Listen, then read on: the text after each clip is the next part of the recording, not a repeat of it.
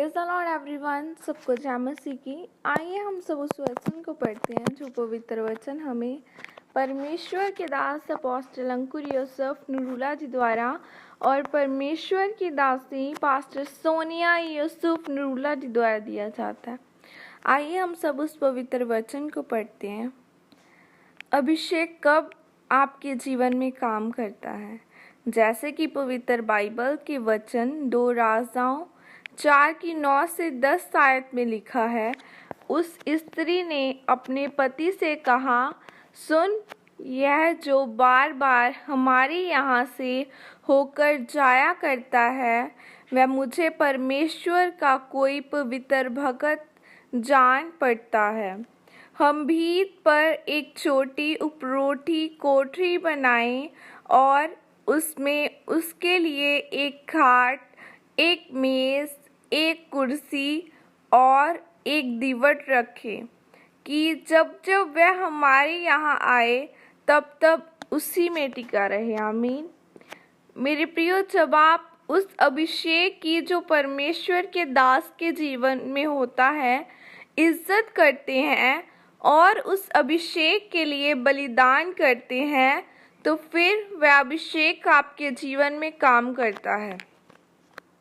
और बाइबल में जब हम 2 राजाओं 4 अध्याय में शूनेमवासी औरत के बारे में पढ़ते हैं तो लिखा है कि जब उस शूनेमवासी औरत ने परमेश्वर के दास अलीशा को बार बार अपने घर से गुजरते हुए देखा तो उसने अपने पति से कहा कि यह मुझे परमेश्वर का दास जान पड़ता है, इसलिए हम इसके लिए एक कमरा बनाएं ताकि वह परमेश्वर का दास वहां पर ठहर कर आराम कर सके। तब उन्होंने परमेश्वर के दास अलीशा के लिए अपने घर में एक उपरोठी कोठरी बनाई और जब भी अलीशा उनके घर के पास से गुजरता था तो वह वहां पर आराम करने के लिए रुकता था। वह शूनेमवासी औरत बांझ थी और एक दिन अलीशा ने उसको बोला कि तू बसंत ऋतु के दिनों में एक बेटे को जन्म देगी। उस अभिषेक ने जो अलीशा के ऊपर था उस औरत के जीवन में काम किया और उसका एक बेटा हुआ।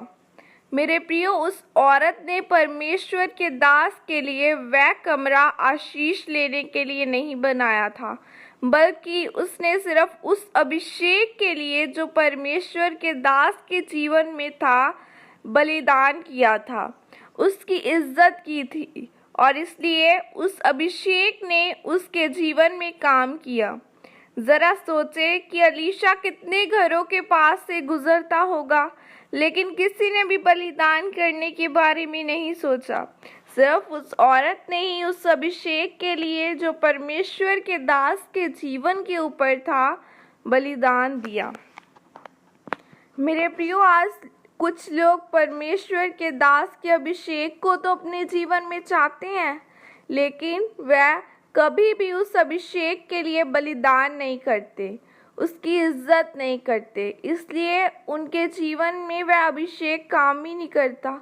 लेकिन जब आप परमेश्वर के कामों के लिए कुछ बलिदान करते हैं, अपना समय परमेश्वर को देते हैं, परमेश्वर के दास के अभिषेक पर विश्वास करते हैं जो परमेश्वर ने उसे दिया है और उसकी इज्जत करते हैं, तो फिर वह अभिषेक आपके जीवन में काम करता है।